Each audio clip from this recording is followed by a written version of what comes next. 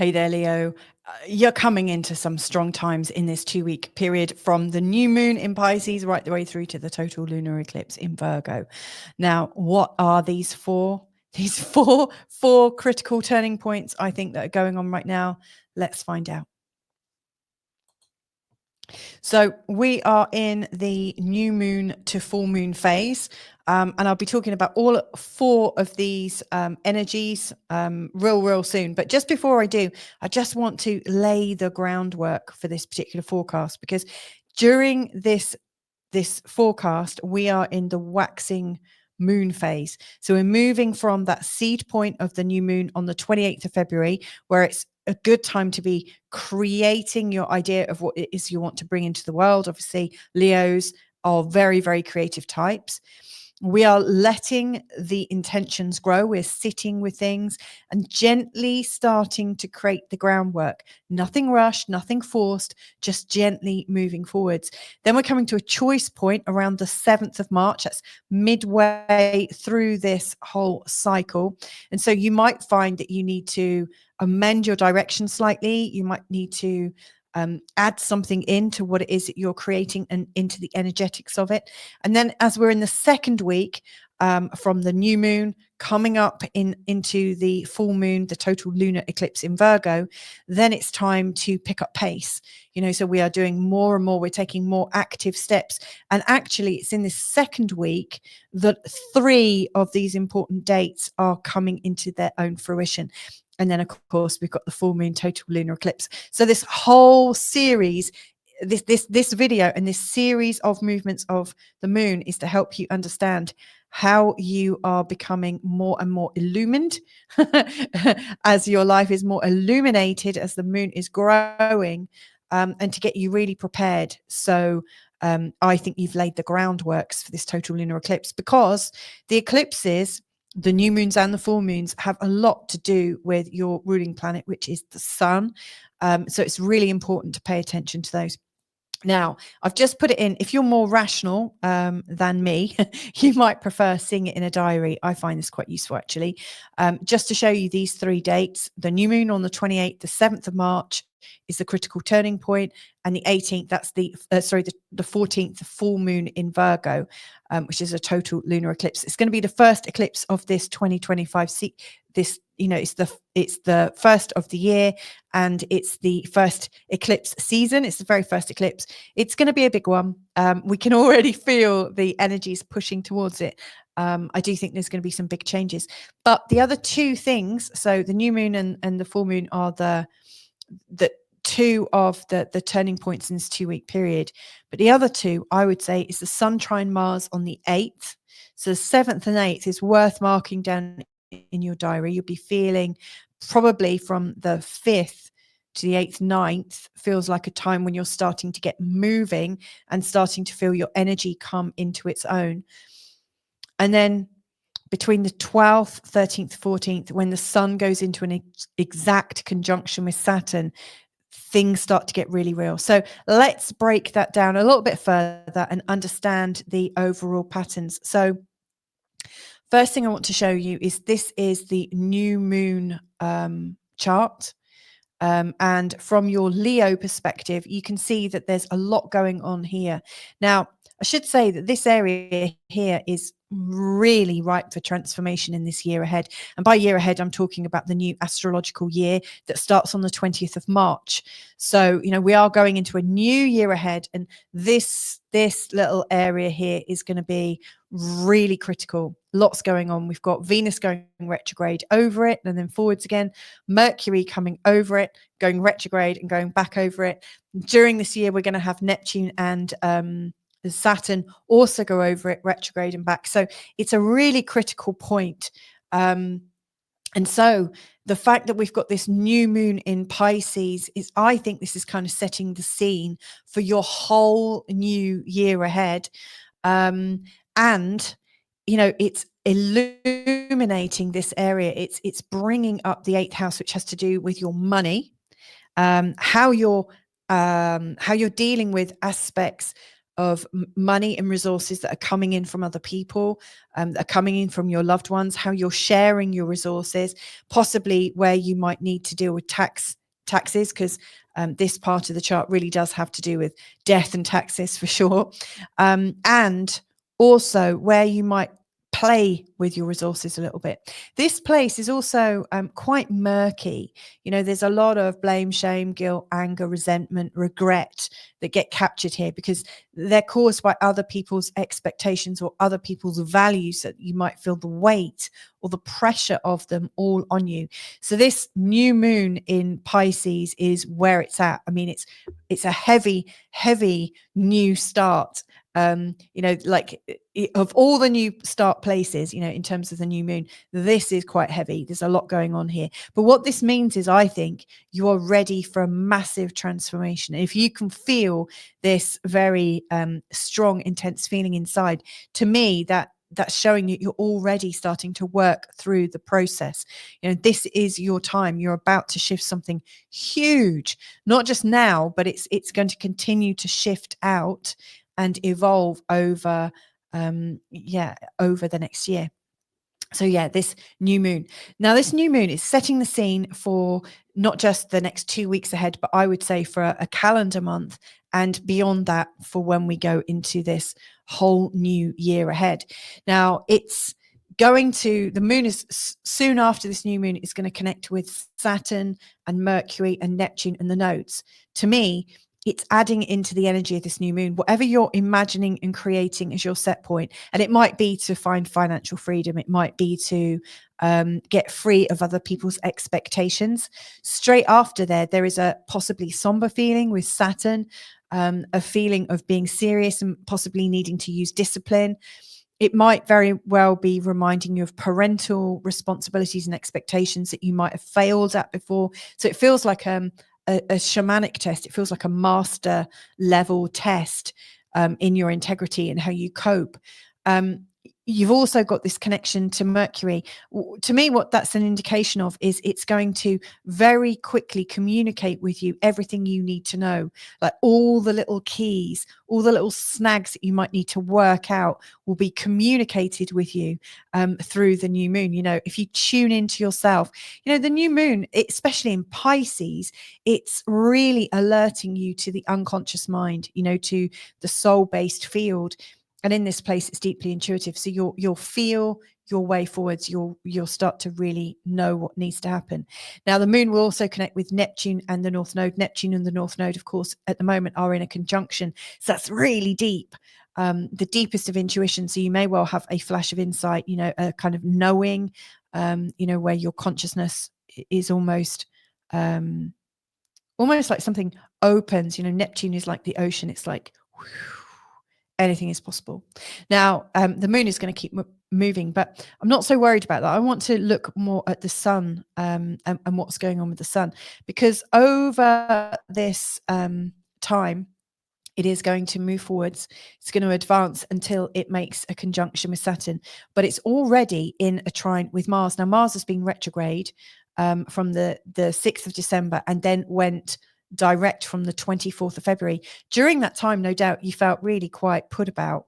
You know, Mars was in your first house, went back into the 12th, and it's kind of been retrograde lurking in this part of your chart, really awakening your unconscious feelings about yourself, feelings of self-sabotage, feelings of real vulnerability, especially stuff from the past, old stuff from the past that you can't really do much about other than consciously notice what's there and then do something about it. But a lot of what happens here is very much in your unconscious mind, not ever so easy to access. And most likely with Mars retrograde, you didn't really know what to do about it. Now that Mars is going direct again and that the sun, your ruling planet, is making a lovely trine to it, all of a sudden it feels like now is the time to get moving on things, to create a change, to create a plan, possibly with a bit of determination and discernment. Obviously, the moon is coming into a conjunction with Saturn. So you might not be very lighthearted about it. You might be quite serious about it. But I do think it is possible for you to shift this. Remember, Mars and Saturn are also in a lovely trine. They are working together. It's very, very powerful. Now, let's just go back into week one, because there was something else I wanted to share with you, and that is Venus is going retrograde on the 2nd. This isn't one of my top 4, I have to say, because the sun really has it, given it's your ruler. But Venus going retrograde, she's going retrograde in your 9th house. Now, the 9th house is, I think, a place where we start to feel a bit of freedom, a sense of freedom, a sense of expansion, a sense that we can grow and learn and enjoy ourselves and feel a lovely flow, and an excitement and a curiosity in life, especially where she's at the moment. But from the 2nd, when she goes retrograde, she's coming back into this area of your psychology, this area where you might be too afraid to move on to the next step. And so, between the 2nd right the way through to the 13th of April, you may well feel a little bit I want to say it in such a way that you don't lose heart. You might find that you think that it's time to kind of sit back a little bit and to I don't know. It might feel like the only choice you've got is to face your fears and to face what you don't want to face. And of course, that as a thought can be kind of compounding. It might feel like you're contracted in yourself, like there's a strong emotional charge, that you can't just be in the business of feeling free in this place to just explore the world and to be curious and excited and to meet people and chat and this, that, and the other. But to me, it doesn't feel like it's time to do that. There's a lot more underneath it. Venus going retrograde is going to possibly create some curiosity about your relationships and your finances. Venus has a really strong energy for relationships and finances and the smooth running of it, the easy flow. But as she's going retrograde to here, I think what she's doing, she's coming back to the cause, the root cause of where all of your behaviors have come from, your original psychology, which is most likely where the original mistakes in your programming have come about. Of course, nothing is a mistake. There will be a reason why you've picked up certain tendencies, but now is the time to work it out. Going to add in a little extra. Now, this isn't happening until after this particular forecasting period, but on the 15th, after the total lunar eclipse, Mercury will also be here and will be going retrograde over the same spot as Venus. In fact, on the 11th, leading up to this, Mercury meets with Venus. And so to me, it feels like there is the meeting of Mercury and Venus. They're sort of collaborating. Mercury's going to work on, your communication, your self-communication, especially when it's going retrograde. You're going to be really feeling into your inner talk. And then Venus going retrograde is going to be working on your internal values about yourself, how appreciative of yourself you are. And so to me, it feels like Venus and Mercury are going to be working you back from your sense of freedom, back to the original points of where maybe you've gone into dysfunction. And then by the 13th of April, both of them will be moving forwards again so that you can move into that freeing up place. So to me, what this describes to me is what I do often, because I'm quite clumsy, when I walk through a door. I walk through the door because I'm moving on, I'm moving into a new room in my house, and my pocket gets caught on a door handle or a bell or a sash or a scarf. I somehow get hooked up and I have to go back to free myself to get to the original cause of what's blocking me before I can move through that door. I think that's what's going on for you. So yeah, that's by the by. Last thing then that I really want to just kind of really bring home in this second week, this is where the action seems to really come in. So the sun comes into a more exact trine with Mars, and it really feels like whatever you've already decided to work on, you are moving forwards on. It may well not be comfortable, because true change isn't always that comfortable. You're going to be facing yourself. You're going to need a lot of courage. Mars in your 12th, it's really showing a need to be courageous in your unconscious mind. The sun in a conjunction with Saturn shows there's discipline that's needed, real discipline for you to be like an adult, to really feel like an elder, to feel like you are learning through all of the lessons that you've had in life. This is a real transformation point. And the last thing I want to share is, as this is coming around, the moon will come round to Virgo and come into the come into the total lunar eclipse on the 14th of March. And what I've actually drawn in is these lines. I didn't draw them in on the original chart because I wanted them in the second chart just to show you that as we're coming into this total lunar eclipse energy, the nodes, the North Node and the South Node, are also engaging the energies of Uranus and Pluto. Now, Pluto and Uranus together are quite, when they're working together, they are blasting through old unconscious patterns.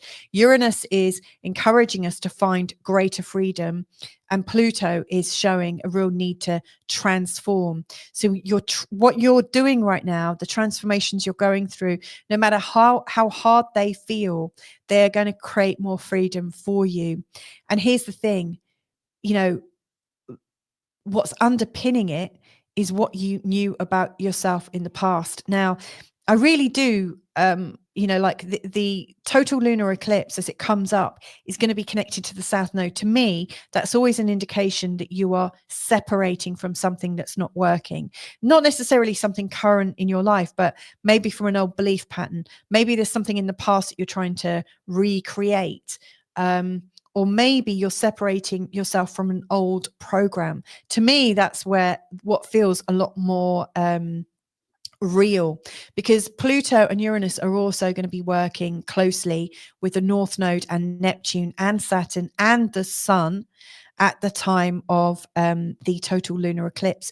And to me, it feels like no matter where your intuition and your emotions and your psyche are taking you, your ego and your desire to be functional in this manifest reality right now is really, really strong. And so I think your emotions, your inner child, and like your insecurities, what they're doing is highlighting where there's something from the past to heal. And so I think really what's coming up towards the total lunar eclipse in Virgo is it's reminding you of when your first wound came in, your first wound into receivership. And this is the last point I want to leave you on. This total lunar eclipse is working really strongly in your second house. That's to do about your deservability, your capacity to earn, your ability to receive and be in gratitude, but a lot to do with your attempts to earn, or your ability to earn a regular wage, or to earn a fortune even, or or to get all of your needs met. And so this is one thing that I think comes up with a lot of deservability, where you don't feel good enough for some reason. Often there is a self-sabotage that comes up from not having your needs met earlier on in your life. And so wherever that comes up, and no matter how much pain you might feel that your needs can never be fully met, my question to you, and this is something that you might want to hold on to over the next couple of weeks and just to ask yourself every now and again, but how can you have your needs met? What would it look like for you to have all of your needs met in this life? And if you could possibly have all of your needs met in this life, would you?